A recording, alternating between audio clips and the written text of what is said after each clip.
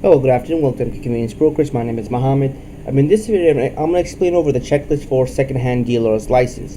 Now, if your business are buying gold, silver, or other precious metals, this is the checklist for you to follow. Why is this checklist important? Because this is what checklist the DCA inspector is going to be using when they come to your place of business. So make sure you follow the checklist, and I'm going to explain to you as much as possible and easy as I can for those people that don't understand how to understand this checklist. So let's go to number one. Your business must have a valid DCA second-hand dealer license to buy or sell used gold, such as jewelry, antique appliances, auto parts, refurbished items, etc. You have to have it. If not, this is a New York City code, and you can get a violation for that. DCA combined license and complaint site must be posted where all customers can see it.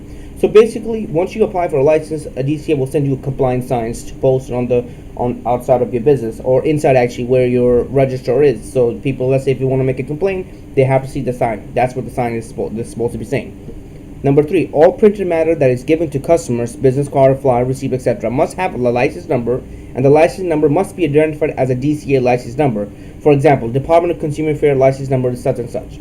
You'll see this a lot on the construction company vehicles that have to have a DCA license number on it. You can't get a violation for that, so let's keep that in mind. Number four, business that buy used jewelry. Your business must have a skill. It's mandatory. If you're doing something like that, you have to have a skill. Number five, scales must be a type approved by the New York State Department of Agriculture and Markets. The scale must be displayed divisions equal to smaller than 0.1 troy ounce, and it must be marked class 2 or 3. So you have to use the New York State qualified scale. You can't just use any scale.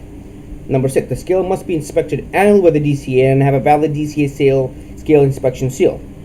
Like if you go to a lot of meat markets from stores and they have a scale, or if you go to like such places like Key Food and they also have a scale, their scale must be inspected by the DCA. And if your business have a scale, you have to get it inspected by the DCA, usually annually, like I stated. Number 7, your business must provide customers with troy weight of the gold, silver, or other precious metals at the time of the purchase. It's quite self-explanatory.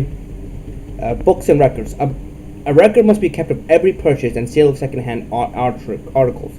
Tip: the record can be kept electronic or in a book. It's an option. You can do either or. And tip number 2, the record in a book must be kept for 3 years. You have to keep this record for 3 years.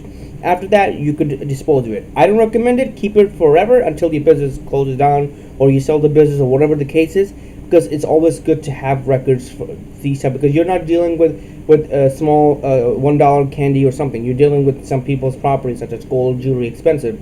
So keeping a record for like 10 years or 15 years, it doesn't hurt. Just in case if they do say something after that, say, oh, you did something to my gold, or whatever the case is, because people are quite funny. Number 9, the records of purchase and sales must be available for inspection at the DC inspectors or NYPD officer.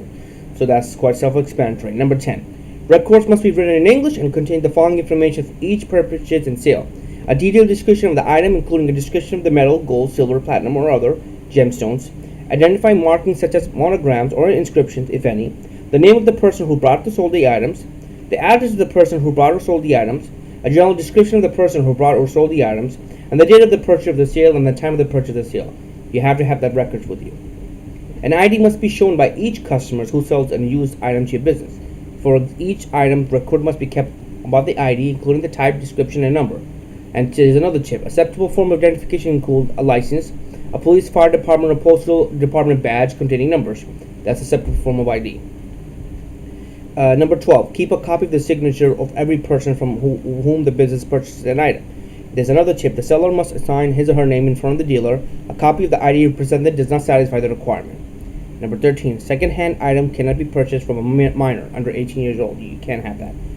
Second-hand jewelry cannot be sold within 15 days of its purchase, so you can't sell that part as well. Number 15, for signs. If a business sells new and used items, a sign stating that the store sells new and second-hand items must be posted where all customers can see it. And the sign must be at least 216 square inches and will at least 2 inches high.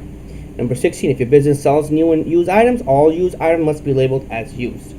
Number 17, a refund policy must be posted at each register, point of sale, or each entrance. Tip: if the policy is not to give refund, the sign must state no refunds.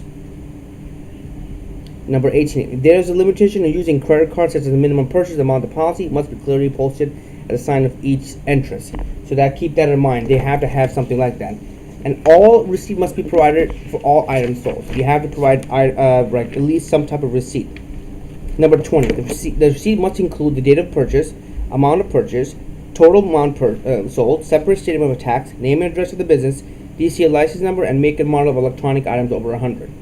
Number 21. Prices must be posted on the items on a sign on point display. So that deals with second-hand dealer license. I do have another video of a general checklist, because I will not do every time I do a video on a general checklist, because then the video is going to be very lengthy.